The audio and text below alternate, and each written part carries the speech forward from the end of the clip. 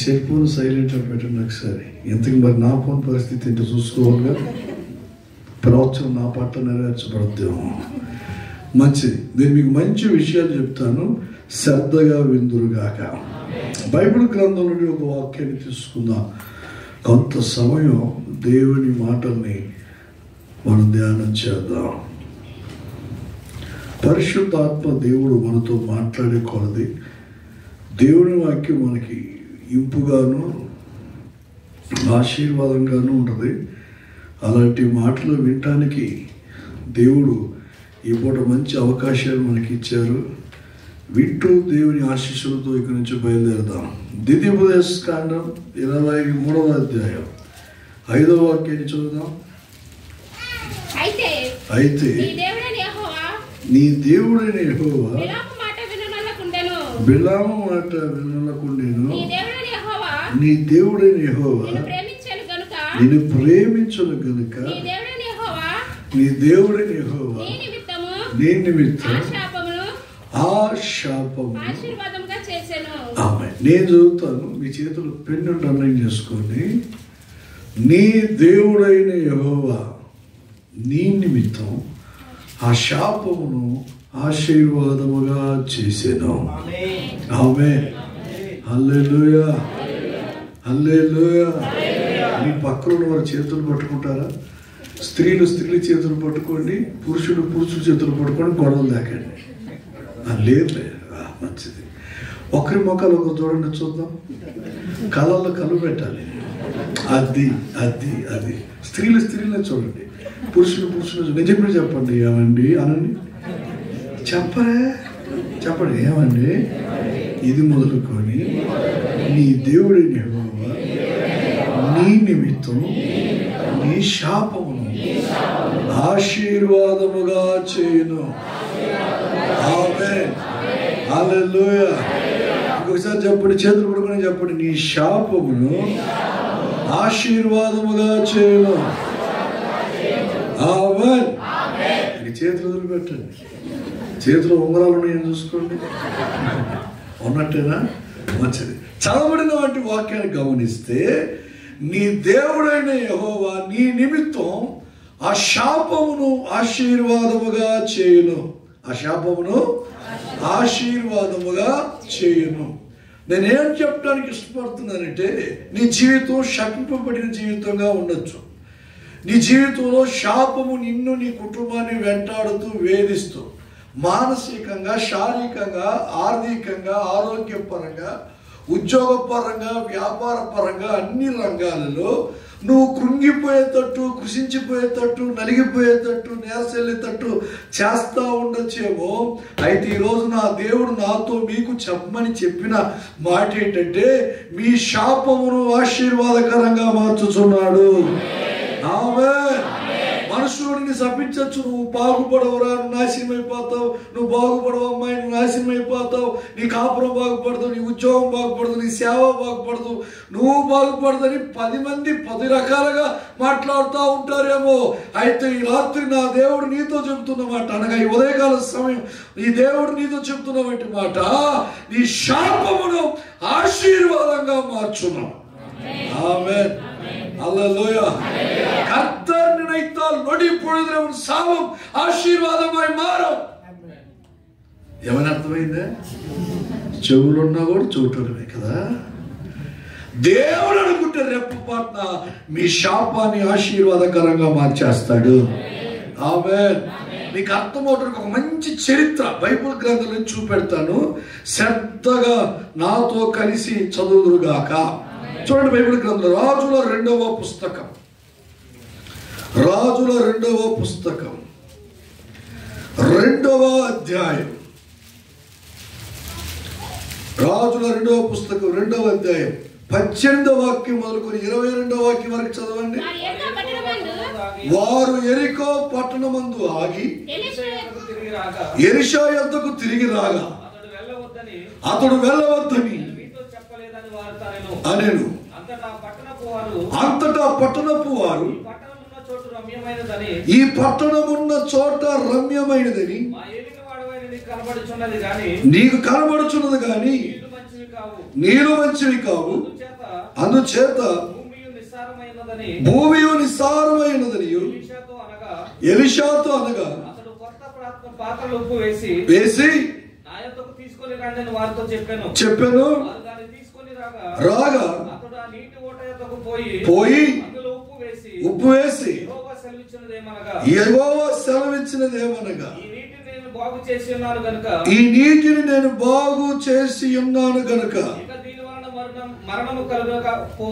ఇక దీని వలన నీకు మరణము కలగకపోవును. ఆమేన్. నా వైపు చూడండి, నేను చెప్పే మాటని ప్రింట్ పెట్టి అండర్లైన్ చేయండి. నీళ్లు మంచివి కావు, అండర్లైన్ చేయండి. మీకు సబ్జెక్ట్ అర్థం కావాలంటే వాక్యం మీ గుండెల్లో ముద్ర వేయబడాలంటే నేను చెప్పినట్టు వినండి. ఒక్క నిమిషం అండర్లైన్ చేయండి. నీళ్లు మంచివి కావు, అండర్లైన్ చేశారండి. రెండో భాగం భూమి నిస్సారమాయను, భూమి నిస్సారమాయను, అండర్లైన్ చేశారా? కనపడిందా మీకు? మూడవది ఇక మరణము లేదు. ఆఖరికి వచ్చింది 22 దగ్గర ఇక మరణము లేదు. చెప్పండి. ఒకటి అక్కడ ఏముందంట? నీళ్లు మంచివి కావు. 2 భూమి నిస్సారమాయను. 3 మరణం అక్కడ ఉన్నది. ఏమున్నదంట? మరణం అక్కడ ఉన్నది. నేను చెప్తా, నా వైపు చూడండి. ఒక పట్టణం ఉంది. ఆ పట్టణం పేరేం పేరంటే ఎరికో పట్టణం. అనండి, మాట్లాడరే, కాస్త గట్టి చెప్పచ్చుగా. స్త్రీలు బాగా చెప్తున్నారు, పురుషులు మెజారిటీ ఎక్కువ కూడా మాట్లాడలేదండి. బ్రదరు చెప్పాలా? ఏ పట్టణం? ఎరికిల పట్టణం. ఎరికిల పట్టణం కాదండి. ఏ పట్టణం? ఎరికో పట్టణం. అనండి, ఎరికో పట్టణం. ఈ పట్టణాల గురించి నేను మీకు చెప్తున్నాను. ఈ పట్టణంలో 3 విధములైన ప్రతికూలమైన పరిస్థితులు చోటు చేసుకుని అంట. ఒకటి, అక్కడ ఉన్నటువంటి శిష్యులు, ప్రజలు అందరూ ఎలీషా దగ్గరికి వచ్చి చెప్తున్నారు, అయ్యా మీరు ఈ పట్టణం ఏదో రమ్యంగా ఉందనుకుని ఇక్కడికి వచ్చారు. ఈ పట్టణం ఏదో చూడటానికి శృంగారంగా ఉందని మీరు ఇక్కడికి వచ్చారు. మీరు అనుకున్నంత సౌందర్యం, మీరు అనుకున్నటువంటి మంచి అలంకారంతో కూడిన రమ్యమైన పట్టణం అయితే ఈ పట్టణం కాదు. వచ్చినా ఈ పట్టణంలో మీరు ఏం చేయలేరు, కాపులో ఉండలేరు. ఎందుకంటే ఇక్కడ 3 విధములైన ప్రతికూలతలు ఉన్నాయి అన్నాడు. ఏమున్నాయి అంటే, అక్కడ ఉన్న ప్రజలు అంటారంట, మా పట్టణంలో నీళ్లు మంచివి కావు, తాగటానికి మీకు ఏముండవు, ఇక్కడ నీళ్ళు ఉండవు. 2 భూమి కూడా సారవంతమైనది కాదు, నిస్సారమైనది. అసలు మీరు పొలాన్ని దున్ని విత్తనాలు విత్తితే వేసిన విత్తనం వేసినట్టు ఏమైపోద్ది? చచ్చిపోతుంది. ఆయన భూమిలో ఏమీ లేదు, సారం లేదు, నిస్సారమైపోయింది. అదిగాక ఇంకొక మాట చెప్పాలంటే, ఈ నీళ్లు తాగి చచ్చిపోతారా? మరణం ఉంది. ఏముంది చెప్పాలా? ఏమేమి ఉన్నాయి అక్కడ? 1 నీళ్లు మంచివి కావు. 2 నిస్సారమైనది. 3 మరణం అక్కడ ఉన్నది. ఇప్పుడు మీకు అర్థమైతే చెప్పిన, అక్కడ నీళ్లు మంచివి కావు అంటే ఏమున్నట్టు? మంచివి కావు అన్నప్పుడు ఏమున్నట్టు? చెడు ఉన్నట్టు. 2 నిస్సారము లేదు, సారము లేదు. ఏముంది? నిస్సారం, మంచి లేదు. తర్వాత సారము లేదు. ఏముంది అక్కడ? నిస్సారం ఉంది. 3 జీవము లేదు, మరణం ఉంది. ఏముందంట చెప్పాలి? మంచి లేదు, చెడు ఉంది. సారము లేదు, నిస్సారం ఉంది. మరణము లేదు, ఏమంటే జీవము లేదు, మరణం ఉంది. ఎక్కడ? అందరు చెప్పాలి. ఎక్కడ? ఎరికో పట్టణం. మంచి లేదు, ఏ మంచి జరగట్లేదు. సారము లేదు, ఏ పంట పైరు చేతికి రావట్లేదు. జీవము లేదు, ఊపిరి పీల్చుకొని బ్రతకడానికి. ఇలాంటి పట్టణం ఈ పట్టణం. ఏ పట్టణం? ఎరికో పట్టణం. కారణం ఏంటంటే, ఈ పట్టణం మీద శాపం ఉంది. ఏముంది? ఏంటి చెప్పరే? ఈ పట్టణం మీద ఏముంది? ఏ పట్టణం మీద? ఎరికో పట్టణం మీద ఏముందంటే శాపం. అసలు మామూలు శాపం కాదు, ఊగించిన ఊగ కందదు, కోలుకోవటానికి కూడా అవకాశాలు లేనంత భయంకరమైనటువంటి శాపం ఆ ఎరికో పట్టణం మీద ఉన్నది. చూడండి, ఆ మాట బైబిల్లో రాసించారు, నా మాటలు కాదు.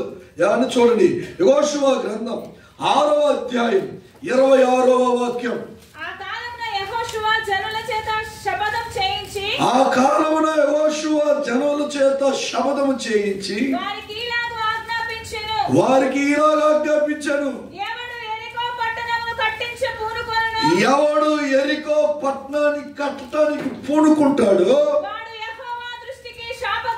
వాడు యెహోవా దృష్టికి శాపగ్రస్తుడు. వాడు దాని పునాది వేయగా వాడి జ్యేష్ఠ కుమారుడు చచ్చును, దాని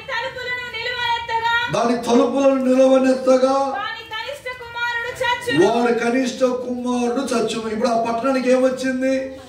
మిమ్మల్ని అడిగేది నా సొంత మాటలు కాదు, బైబిల్లో రాయబడింది. యెరికో పట్టణం యెహోషువ ఏం చేశారంట?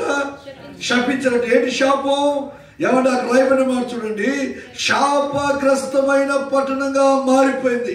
శపిస్తున్నాడు ఏమని? రాయ్, ఎవరైనా పునాది ఇస్తే ఆడు పెద్ద కొడుకు పోతాడు, పోయాలి రెండో కొడుకు ఉన్నాడు చాలని చెప్పి ధైర్యం చేసి తలుపులు గుమ్మములు పెడితే గవని పెడితే రెండో కొడుకు కూడా పోతాడని శాపం ఉందంట. ఏ పట్టణం మీద చెప్పండి?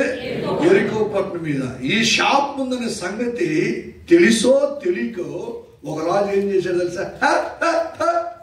ఆడెవడో యెహోషువ శపించాడట. అప్పటి నుంచి పట్టణానికి ఎవడు పునాది వేసి గోడ కట్టడం లేదు, గుమ్మాన్ని నిలబెట్టి ప్రాకారం కట్టట్లేదు. 6 మాటలు మాయ మాటలు, రెండో పునాది వేద్దాం, రెండో పట్టణానికి కడతామని ఒక మహానుభావుడు పూనుకున్నాడంట. పూనుకుంటే ఏం జరిగింది తెలుసా? రాజుల మొదటి పుస్తకం తీయండి, 16వ అధ్యాయం 34వ వాక్యం. అతని దినములలో కట్టించెను, పునాది వేయగా చనిపోయాను, దాని గౌనులను ఎత్తగా. ఇప్పుడు ప్రవచనం నెరవేర్చబడింది, నెరవేర్చబడలేదా? అప్పుడు శాపం ఉన్నట్ట లేనట్ట? చెప్పండి.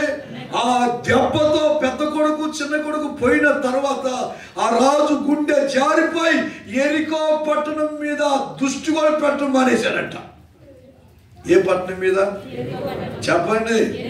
ఇక దాన్ని బాగు చేసేవారు ఎవరు లేరు. నువ్వు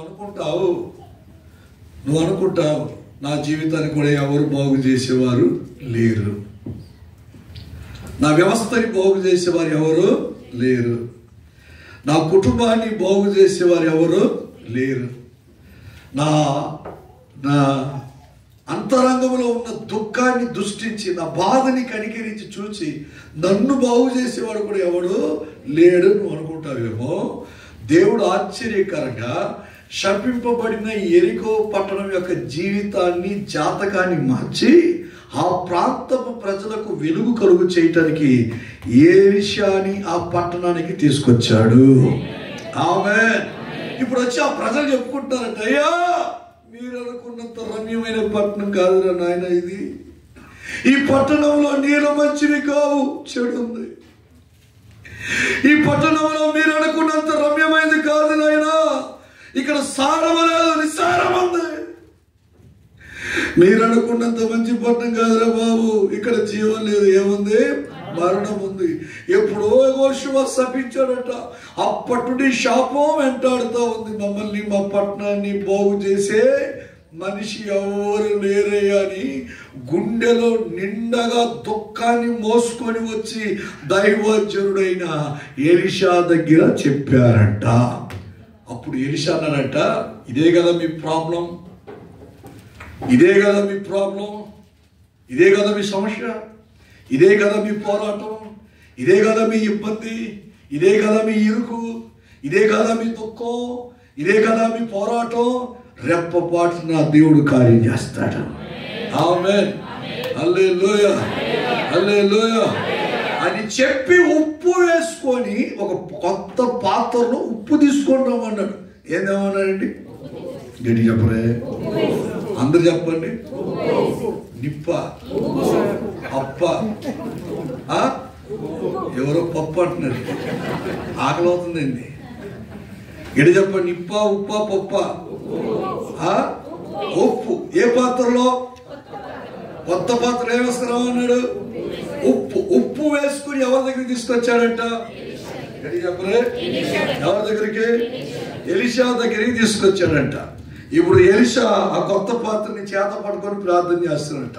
ప్రభువా, మా పితరుడైన యెహోషువ ఈ పట్టణాన్ని శపించాడు, నాటి నుండి నేటి వరకు ఆ శాపం ఈ పట్టణం మీద ఉందయ్యా, ఈ పట్టణాన్ని కనికరించి ఈ పట్టణాన్ని బాగు చేయి బాబా అని చెప్పి ప్రార్థన చేసి ఆ ఉప్పు పోసిన పాత్రలో, ఏమండి, పాత్రలో ఉన్న ఆ ఉప్పు నీళ్ళతో నింపిన పాత్ర తీసి దేంట్లో పోసాడంట? చెప్పరే, చదువమ్మ తల్లి ఒకసారి. అతడు ఆ నీటి ఊట యొద్దకు పోయి అందులో ఉప్పు వేసి యెహోవా సెలవిచ్చినది ఏమనగా, ఈ నీటిని నేను బాగు చేసి ఉన్నాను గనుక ఇక దీని వలన మరణము కలగకపోవచ్చు అని. నేను చప్పట్లు కొడతామా గట్టిగా? హల్లెలూయా, హల్లెలూయా, హల్లెలూయా. ఇప్పుడు ఉప్పు వేసిన వెంటనే ఏమైందంట? హలో మిమ్మల్ని, ఉప్పు వేసిన వెంటనే ఏమైందంట? నేను చెప్పనా? చెడు మంచిదాయను, నిసారం సారమాయను, మరణము జీవమాయను. స్తోత్రం, హల్లెలూయా. ఊరు మంచిదిగా ఊటలన్నీ చెడిపోయేనే, ఊరు మంచిదిగా ఊటలన్నీ చెడిపోయేనే, ఉప్పు వేసిన వెంటనే ఊట అక్షయతానంతనే, ఉప్పు వేసిన వెంటనే ఊట అక్షయతానంతనే. ఏం వేసినాక? గట్టి చెప్పండి. కేవలం ఉప్పు వేశారండి, శాపం ఆశీర్వాదంగా మారిపోయింది. ఆమేన్, హల్లెలూయా, హల్లెలూయా. తరతరాల నుండి, ఎంతో కాలం నుండి యెరికో పట్టణం శపింపబడింది యెహోషువ మాట చొప్పున. అదే పట్టణం దైవజనుడైన ఎలీషా ద్వారాగా శాపాన్ని నా దేవుడు రద్దు చేసి ఆ శాపాన్ని ఆశీర్వాదకరంగా మార్చేశారు. అప్పుడు నీళ్లు మంచివి కాదు, ఇప్పుడు ఆ నీళ్లు మంచివి. అప్పుడు ఆ భూమి మంచిది కాదు, ఇప్పుడు ఆ భూమి మంచిది. అప్పుడు అక్కడ మరణం అన్నది, ఇప్పుడు అక్కడ జీవం ఉన్నది. నేను చెప్పనా, చూడండి, చెడు మంచిదాయను, నిస్సారం సారమాయను, మరణము కూడా జీవమాయను. కేవలం ఉప్పు వేశారంట. ఆమేన్. ఏం వేశారు? గట్టి చెప్పండి. నేనేమంటానంటే, మీ దగ్గర ఉప్పు ఉంటే మీ శాపం ఆశీర్వాదంగా మారిపోద్ది. మీ పక్కన వారు చేతులు పట్టుకొని చెప్పండి ఒక మాట. ఏమండి, పట్టుకోండి, చేతులు పట్టుకోండి. ఏదో కోల్పోయినట్టు కాక, ఏదో పోగొట్టుకున్నట్టు కాక, కాస్త నవ్వండి. అసలు చెప్పండి, పక్కన ఉన్న చేతులు పట్టుకొని చెప్పండి. ఏమండి,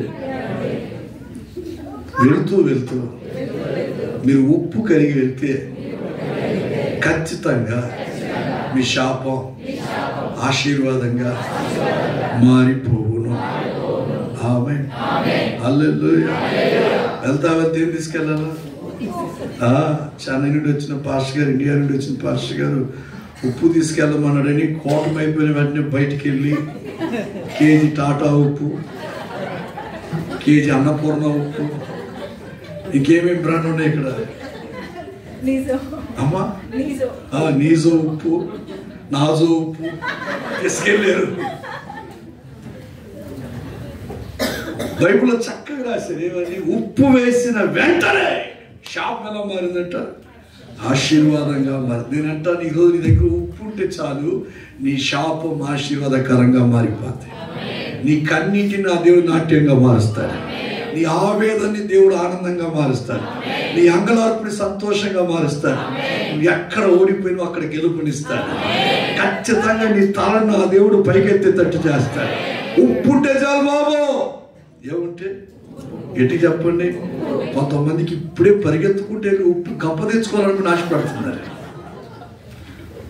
ఏ ఉప్పు అని చెప్తాము అప్పుడు డిసైడ్ అవుతుంది. కానీ ఆమేన్, హల్లెలూయా, హల్లెలూయా. అసలు ఉప్పు దేనికి సాదృశ్యం? బైబిల్ గ్రంథం ఉప్పు దేనికి పోల్చింది చూడండి. లేవికాండం. నేను చాలా డీప్గా లోతుగా చెప్తున్నాను మీకు, పై మాటలు చెప్పకుండా. ఏమండి అయ్యగారు చూడగా కాస్త గుడి జారిపోయింది, సీనియర్ మోస్ట్ లాగా ఉన్నాడు, సంఘాన్ని బాగానే పెంచుంటారు అని కాస్త డీప్గా చెప్తున్నా మీకు. వినండి వినండి. లేవికాండం 2వ అధ్యాయం 13వ వాక్యం. నువ్వు అర్పించే ప్రతి నైవేద్యమునకు ఉప్పు చేర్చవలను. ఉప్పంట నీ దేవుని నిబంధన యొక్క ఉప్పు. చాలు తల్లి. ఉప్పు అంటే ఏంటి చెప్పండి? అబ్బా బ్రహ్మాండంగా చెప్పేశారు. భలే కరెక్ట్ అయ్యారుగా మీరు. ఇప్పుడు చెప్పండి ఇంకోసారి. ఉప్పు అంటే ఏంటి చెప్పాలా? చెప్పాలా? నిబంధన అనండి. ఉప్పు అంటే ఏంటి? ఉప్పు అంటే ఏంటి? ఉప్పు అంటే ఏంటి? గట్టిగా చెప్పరా? నిబంధన. ఏది? ఉప్పు అంటే ఏంటంట? నిబంధన. ఈరోజు నువ్వు దేవుడితో ఒక నిబంధన చేసుకో. నిబంధన అనే ఉప్పుతో ఇక్కడి నుంచి వెళ్ళు. నిజంగా నీ శాపం ఆశీర్వాదకరంగా మారిపోద్ది. ఆమేన్. ఏ నిబంధన చేసుకోవాలా? ఏ నిబంధన చేసుకోవాలా? ఒక్క మాట మీకు అర్థమవుతుంది నేను చెప్తాను. యోబు గ్రంథం 31:1 చదువుతారా? ఎక్కువ రెఫరెన్స్లు ఇస్తున్నా అనుకోకండి. చదవండి. చాలు. నా కన్నులతో నిబంధన. దేనితో నిబంధన? కన్నులతో నిబంధన చేసుకున్నట్టు మనం కూడా ఏం చేసుకోవాలా? కన్నులతో కదా. ఆయన కన్నులతో అన్నాడు. నువ్వు దేనితో నిబంధన చేసుకోవాలి? దానితో నిబంధన చేసుకో. ఏమని? సినిమాలు చూడను, సీరియల్ చూడను, యూట్యూబ్లో అర్థమైంది చూడను. అర్థమైందా? అర్థమైందండి? అర్థమైందా? అబద్ధములు ఆడను, కొండాలు చెప్పను, సాయిలు చెప్పను, కాపురాలు తీను, సంఘాన్ని పాడు చేయను, గలిమిరి లేపను. అర్థమైందా? హలో, పురిదా ఇల్లియా? పోయిందా? అర్థమవుతుందా? ఒక నిబంధన ఏంటి? ఇక మీదట ఆదివారం ఖచ్చితంగా ఆరాధనకి వస్తాను. రాబడి అంతట్లో 10వ భాగాన్ని ఖచ్చితంగా ఇస్తాను. ఒక నిబంధన చేయి, నీ తలరాత మారిపోద్ది. ఉప్పు అంటే ఏంటంటే నిబంధన. చెప్పండి. ఉప్పు అంటే ఏంటి? నిబంధన. నిబంధన చేసుకున్నట్టు ఏమో దేనితో? కానీ నేనంటాను ఇక దేవుడితో ఒక నిబంధన చేసుకో. నిబంధన జీవితం కలిగి జీవించగలిగితే బ్రతుకు మారిపోద్ది. స్తోత్ర, హల్లెలూయా. ఒకప్పుడు నేను విమానాశ్రయంలో ఉద్యోగం చేసేవాడిని, ఎయిర్పోర్ట్లో ఉద్యోగం చేసేవాడిని. మీరు అనుకున్నంత చిన్న ఉద్యోగం ఏమేం కాదు నాది. విమానంలో ప్రయాణం చేసే ప్రయాణికులకి భోజనాలు సిద్ధపరచడం క్యాటరింగ్ డిపార్ట్మెంట్ నాది. విమానం బయలుదేరేంత వరకు విమానంలో ఉంటా. విమానం బయలుదేరేటప్పుడు ఎయిర్ హోస్టెస్కి పైలట్కి టాటా చెప్పి ఎంతమంది ప్యాసింజర్లకి భోజనాలు పెట్టారనే సంగతిని వాళ్ళకి వివరంగా కాగితం మీద రాసి, పైలట్ ఫుడ్ ఏది, ఎయిర్ హోస్టెస్ ఫుడ్ ఏదని వాళ్ళకి విడదీసి లిస్ట్ ఇచ్చేసి వాళ్ళ దగ్గర సంతకం తీసుకొని బయటకు వచ్చేవాడిని నేను. అది నా ఉద్యోగం. 1995 నుండి 2000 సంవత్సరం వరకు 6 సంవత్సరాలు క్యాటరింగ్ డిపార్ట్మెంట్లో ఉద్యోగం చేశాను. ఉద్యోగం చేస్తున్న సందర్భంలో దేవుడు నన్ను సేవకు పిలిచాడు. ఉద్యోగం అనుకుని సేవకు రాని 96లో రక్షింపడ్డాను. 5 సంవత్సరాలు ఉద్యోగం చేశాడు. 2000 సంవత్సరాలు దేవుడు నన్ను పిలిచాడు. ఉద్యోగం వదిలిపెట్టి సేవకు రాని. నేను ప్రభుత్వం ఎయిర్పోర్ట్లో ఉద్యోగం. నేను తిన్న తర్వాతే విఐపికైనా భోజనం పెడతా. అర్థమైందా? నేను తిన్న తర్వాతనే విఐపి కూడా ఏం చేస్తాను? ఆ సినిమా యాక్టర్ అయినా, రాజకీయ నాయకుడైనా, ముఖ్యమంత్రి అయినా నేను తిన్న తర్వాతే నా ఉద్యోగం. అది నేను తిని టేస్ట్ చేయాలి, ఫుడ్ బాగుందా లేదని సంతకం పెట్టించాలి. మా సూపర్వైజర్ రాసేదికి అప్పు చెప్తాడు. నేను ఫుడ్ బాగుంది అని చెప్తేనే ఫుడ్ లోడ్ చేయమంటాడు. ఈ ఫుడ్ బాగలేదు, ఇట్లా మసాలా ఎక్కువ, ఉప్పు తక్కువ, ఉప్పు ఎక్కువ, కారం ఎక్కువ, పొల్లం ఉందంటే క్యాన్సర్ ఫుడ్. ఎందుకంటే ప్యాసింజర్ ఎవరైనా తిని కంప్లైంట్ రాసిపోతే మాకు ఉద్యోగాలు పోతాయి. ఫుడ్ పాయిజన్ అయితే మాకు ఉద్యోగాలు పోతాయి. కాబట్టి ఫుడ్ టెస్ట్ చేయాలి నాలుగు మీద పెట్టుకొని. ఇప్పుడు నేను తిన్న తర్వాతే విఐపికి ఫుడ్. అలాంటి జీవితం నాది, అలాంటి ఉద్యోగం నాది. దేవుడు ఉద్యోగాలు పెట్టి రమ్మన్నాడు. అస్సలు అనుమానించలేదు. ఇంకా నిబంధన చేసుకున్నా, నా ప్రాణం పోయిన మళ్ళా నేను విమానాశ్రయంలో ఉద్యోగానికి వెళ్ళను అని రాజీనామా పెట్టి బయటకు వచ్చా. స్తోత్రం. నేను వచ్చేటప్పుడు ఒక ఆయన పేరు గురునాథ్, ఇంకొక ఆయన ఆయన పేరు హరిరామ్. వాళ్ళిద్దరు కలిసి అన్నారు, రేపు బయటికి వెళ్తున్నా, అడుక్కొని తింటావు, ఉద్యోగం వదిలిపెట్టి వెళ్తున్నావు, అది విమానాశ్రయంలో విమానంలో ఉద్యోగం వదిలిపెట్టిపోతున్నావు, అడుక్కొని తింటావు అన్నాడు. నేనన్నా నువ్వైనా అడుక్కొని తింటావేమో కానీ చెప్పరే నువ్వైనా అడుక్కొని తింటావేమో కానీ నేను, ఎందుకంటే అందరికి అన్నం పెట్టే వారి దగ్గరికి నేను వెళ్తున్నా. స్తోత్రం. హల్లెలూయా, హల్లెలూయా, హల్లెలూయా. 3 సార్లు లెటర్లు పంపించారు. నేను రాను రిప్లై పంపించా. 3వ సారి లెటర్ మా నాడికి పంపించాడు. 3వ సారి లెటర్ ఎవరికి పంపించారు? మా డాడీకి పంపించాడు. మా డాడీ లెటర్ తీసుకుని వచ్చింది, ఆయన ఉద్యోగం రా, ఎయిర్పోర్ట్లో ఉద్యోగం, దీన్ని మానుకొని సేవ చేస్తాం అన్నాడు. డాడీతో అన్నాను, డాడీ సేవ కన్నా మించింది ఏడే డాడీ, దేవుడే ఉద్యోగం వదిలిపెట్టి రమ్మన్నాడు, నేను నిబంధన చేసుకున్నా, నీకు ఉద్యోగానికి వెళ్ళని సారీ కడని చెప్పి మా నాయన కౌగులించుకున్న ముద్దు పెట్టినా కామైపోయాడు. స్తోత్రం. హల్లెలూయా. ఇప్పుడు కాదులేండి, చిన్నప్పట్లో. ఇప్పుడు డాడీ లేండి, పరలోకం వెళ్ళిపోయాడు.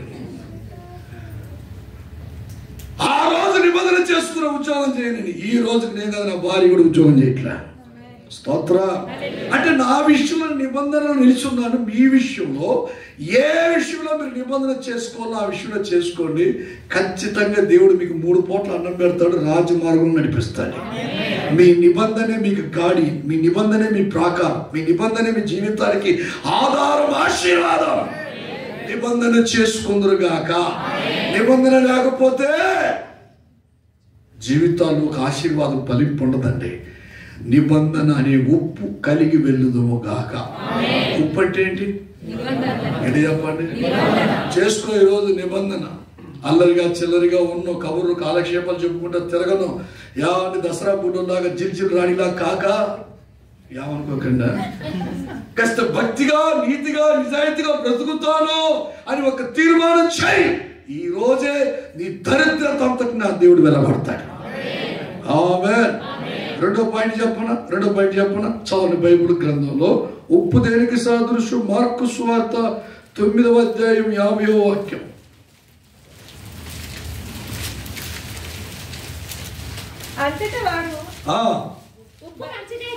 ఉప్పు మంచిదే గాని ఉప్పు నిస్సారమైన ఎడల దేని వలన మీరు దానికి సారము కలుగు చేయుదురు? మీలో మీరు ఉప్పు సారము గలవారై ఉండి అందరితో, అంటే ఒకరితో ఒకరు సమాధానముగా ఉండుడనిను. ఆమేన్. ఉప్పు అంటే ఏంటంట? సమాధానం. అనండి. ఉప్పు సారం వల్ల అందరితో ఎలా ఉండాలంట? గట్టి చెప్పరే, అందరు చెప్పరే, గట్టి చెప్పరే. అందరితో ఎలా ఉండాలా? అందరితో ఎలా ఉండాలా? చర్చిలో ఒకరితో ఒకరు ఎలా ఉండకూడదు? ఉండకూడదా? చర్చిలో ఒకరితో ఒకరు ఎలా ఉండకూడదు? ఎడముఖం అది, ఎడముఖం పెడముఖంగా ఉండకూడదు. సంఘంలో అందరూ ఒకే ఐక్యత కలిగి ఉండాలి. ఏం కలిగి ఉండాలా? ఇది చెప్పండి. విశ్వాసులు పాస్టర్ గారితో, పాస్టమ్మ గారితో, పిల్లలతో ఏం కలిగి ఉండాలా? ఐక్యత కలిగి ఉండాలి. విశ్వాసంతో ఏం కలిగి ఉండాలా? ఐక్యత కలిగి ఉండాలి. అందరితో ఏం కలిగి ఉండాలా? సమాధానం కలిగి ఉండాలి. కొంతమంది చూడండి అసమాధానంతో ఉంటారు. ఒకరితో ఒకరు ఏం చేయరు? కలవరు. ఒకరికి ఒకరు ఏం చెప్పరు? వందనాలు కూడా చెప్పరు. ఇంకో ఘోరమైన విషయం చెప్పనా? నచ్చిన వాళ్ళు పక్కనే కూర్చుంటారు. నచ్చిన వాళ్ళు పక్కనే కూర్చుంటారు. నచ్చోళ్ళు ఎవరు ఒకరు కూర్చున్నారు, ఒక్క సూపుతో చెప్పేస్తారు. దెబ్బకి లేచిపోవాడు అక్కడ ఉండి, ఒక్క సూపుతో చెప్పేస్తారు. ఎవరో కూర్చున్నారు కదా, సమాధానం ఉండొచ్చుగా. అంతే. అమ్మాయికి అర్థమైపోద్ది నేను కూర్చోవటం అక్కకి నచ్చలేదని చెప్పి దెబ్బకి అసలు ఆ సరిహద్దులు ఎక్కడ ఉండదు.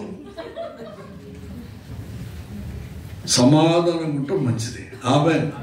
చాలా మంది భార్యాభర్తలతో కూడా ఎలా ఉండరండి? సమాధానంగా ఉండరు. నేను చెప్పనా, భార్య కన్నా మించిన ప్రపంచం భర్తకి ఇంకోటి లేదు.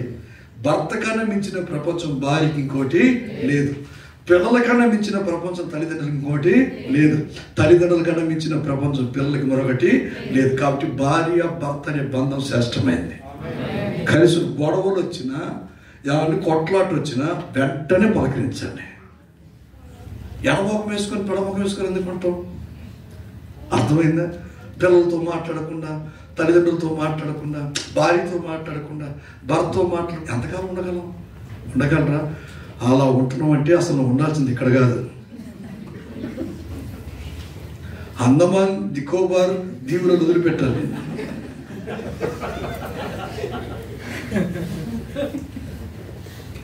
సమాధానం ఉండండి. ఆమేన్. హల్లెలూయా. కొంతమంది ఉంటారు, ఏమనుకోకండి, దరిద్రం పెట్టినాడు. అయ్యగారితో సమాధానంగా ఉంటారు, అమ్మగారితో సమాధానంగా ఉంటారు.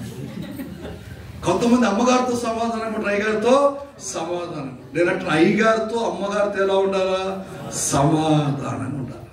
కొంతమంది అయ్యగారు మంచోళ్ళు అంటారు, అమ్మగారు అయితే. కొంతమంది అమ్మగారు మంచోళ్ళు అంటారు, అయ్యగారు. కొంతమంది అయ్యగారిని మంచోళ్ళు అంటారు, అమ్మగారు. అంటే దేవుడు ఎవరు విడదీయడు వీళ్ళని, వీళ్ళిద్దరు విడ తీసేస్తారు.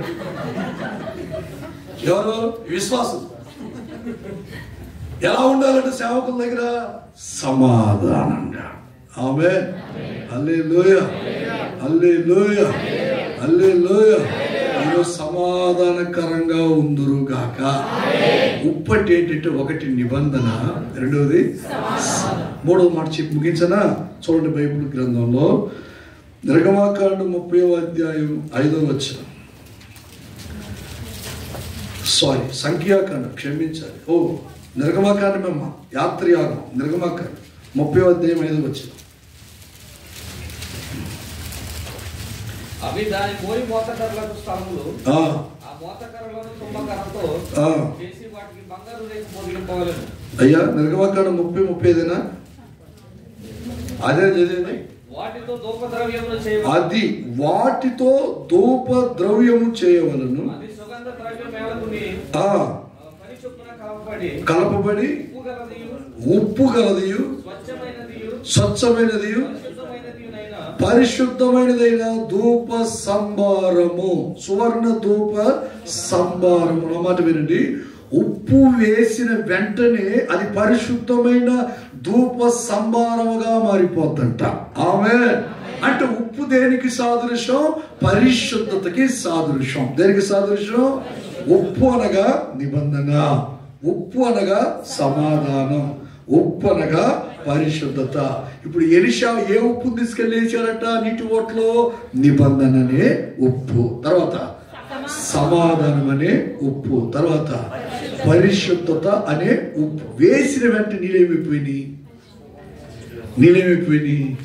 ఏమండి? చెడు మంచిదైంది, నిసారం సారమైంది, మరణం. నేను ఒక మాట చెప్పనా? సాధ్యమైనంత వరకు పరిశుద్ధంగా బ్రతుకు. నీ శాపాన్ని నా దేవుడు ఆశీర్వాదంగా మార్చేస్తాడు. స్తోత్రం. ఎలా బ్రతకాల చెప్పరే.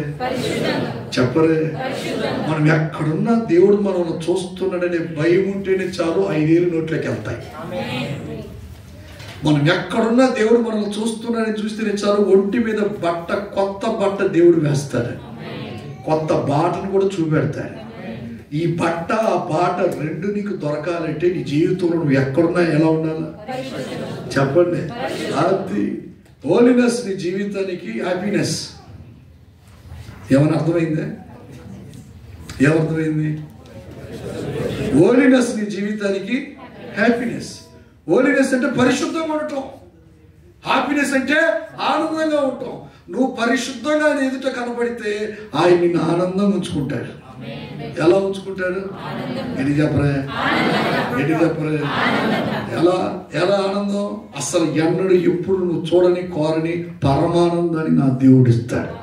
నేను మాట చెప్పనా, మీరందరూ చాలా నలిగిపోయి ఉన్నారు. మానసికంగా నలిగిపోయారు, ఆర్థికంగా నలిగిపోయారు, ఆరోగ్యపరంగా నలిగిపోయారు, కుటుంబ పరంగా నలిగిపోయారు, ఉద్యోగ పరంగా నలిగిపోయారు, వ్యాపార పరంగా నలిగిపోయారు. అసలు మీరు రాష్ట్రం కానీ రాష్ట్రంలో బాసరాని ప్రాంతంలో ఉద్యోగానికి రావడానికి పరిస్థితులు కారణం ఏంటి? కుటుంబ ప్రభావం, ఆర్థిక ఇబ్బందులు, మానసికమైన తాకిడి, రుణాలు పెరిగిపోయి ఉండలేక, అప్పుడు తీర్చుకోలేక, ఏదో ఇక్కడికి వస్తే 4 రూపాయలు సంపాదించుకొని వెళ్ళి అప్పుడు తెలుసుకుందామని పొట్ట చేత పట్టుకుని ఈ లోకానికి వచ్చారు. అంటే ఈ భూమి మీదకి వచ్చారు, అంటే ఈ ప్రాంతానికి వచ్చారు. దేవుడు ఇక్కడ నుండి మిమ్మల్ని వెళ్ళేటప్పుడు అదే పాత స్థితిలో మిమ్మల్ని తీసుకెళ్ళడం, మీ స్థితిని మార్చి, మీ రుణాలు కొట్టివేసి, మీ ఆశని, మీ కోరికని దేవుడు నెరవేరుస్తాడు. చాలా మందికి ఉంటుంది నా భార్యతో నేను ఉండాలని, చాలా మందికి ఉంటుంది మా తల్లిదండ్రులతో ఉండాలని, చాలా మందికి ఉంటుంది ఆశ, గుండెలో కోరిక, నా భర్తతో, నా భార్యతో, నా పిల్లలతో, మా నాన్నతో, ఈ సేవలో, ఈ సంఘంలో, ఈ కుటుంబంలో, ఈ బంధాల మధ్యలో, ఈ బంధుత్వం మధ్యలో ఉండాలని ఆశ. ఉండలేని పరిస్థితి, ఎందుకంటే కరువు, కాబట్టి దూరం వచ్చాం.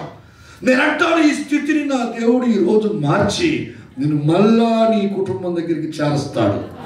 నువ్వు మునుపటి సంతోషాన్ని అనుభవిస్తావు. ఒకటి, నువ్వైనా నీ ఇంటి వారితో కలిసి కాపురం చేయాలి అక్కడికి వెళ్ళి, లేదా వాళ్ళైనా అన్ని ప్రాబ్లమ్స్ క్లియర్ చేసి ఇక్కడికి తీసుకొచ్చుకొని ఇక్కడ కాపురమైనా ఉండాలి. ఇదైనా జరగాల, అదైనా జరగాల. అది జరగటం కంటే ఇది జరగటం మంచిది. మీరందరూ ఇక్కడే సెటిల్ అయిపోండి. ఆమేన్, హల్లెలూయా. ఇంక 20 సంవత్సరాలు ఇక్కడ ఎవరు కనపడకూడదు. ఎవరు ఈ ప్రాంతం వాళ్ళు కనపడకూడదు, మనోళ్ళే కనపడాలి. మీ అందరికీ సొంత ఇల్లులు వచ్చును గాక, సొంత స్థలాలు వచ్చును గాక, సొంత ఉద్యోగాలు వచ్చును గాక, కార్లు వచ్చును గాక. మీ జీవితాల్లో మీరు ఎన్నడూ ఎప్పుడు ఎక్కడ అనుభవించలేని స్వర్గసీమని దేవుడి దుబాయ్లో మీకు ఇచ్చును గాక. నేను చెప్పినట్టు చేస్తే ఇచ్చేస్తాడు. నేను చెప్పినట్టు చేస్తే ఏం చెప్పాను? నిబంధన కలిగి ఉండు, సమాధానం కలిగి ఉండు, పరిశుద్ధత కలిగి ఉండు. నా దేవుడిని స్థితిని, పరిస్థితిని మారుస్తాడు. అటు కృప ఈ పూట మనందరికి దయచేయను గాక. లేచి నిలబడదామా, లేచి నిలబడదామా, లేచి నిలబడదామా. అందరూ అలా తల నుంచి కళ్ళు మూసుకుని ఆకాశము తట్టు 2 చేతులు పైకెత్తుతాం. అందరం ఆకాశము తట్టు 2 చేతులు పైకెత్తుతాం. దేవాని సన్నిధి నీ ప్రజల మీదకి దిగరానీమో. అడుగడుగు నాయనా, ఎరికో పట్టణం శపింపబడే రీతిగా నా జీవితంలో శాపం తొలగిపోవును గాక, ఆశీర్వాదకరంగా మారును గాక. ప్రేమ కలిగిన మా తండ్రి, పరిశుద్ధుడు అయిన మా దేవా, నీ గణనామానికి స్తుతి స్తోత్రాలు చెల్లిస్తున్నా. ఆశీర్వదింపబడిన ఈ శుభప్రదమైన వేళ నీ బిడ్డలతో కలిసి కశ్యపు సహవాసం చేయటానికి కృప చూపినందుకే మీకు వందనాలు. నలిగిపోయి ఈ సన్నిధికి వచ్చిన నీ బిడ్డలు అందరూ హృదయాన్ని ఊరిగొలిపినందుకే, ఉల్లసింపజేసినందుకే స్తోత్ర. ఎరికో పట్టణపు శాపాన్ని విరిచి రద్దు చేసి ఆశీర్వదించి ఆ ప్రాంతపు ప్రజలు ఊపిరి పీల్చుకొని నడవటానికి కృప చూపినట్లు ఈరోజు ఆరాధనకు వచ్చిన మా బిడ్డలందరి జీవితంలో ఘన కార్యములు చేయుదుగాక. ఆశీర్వదించు, శాపమును కొట్టివేయును, కార్యసిద్ధి కలిగించు. యేసు నామములో అడుగుచున్నాము తండ్రి.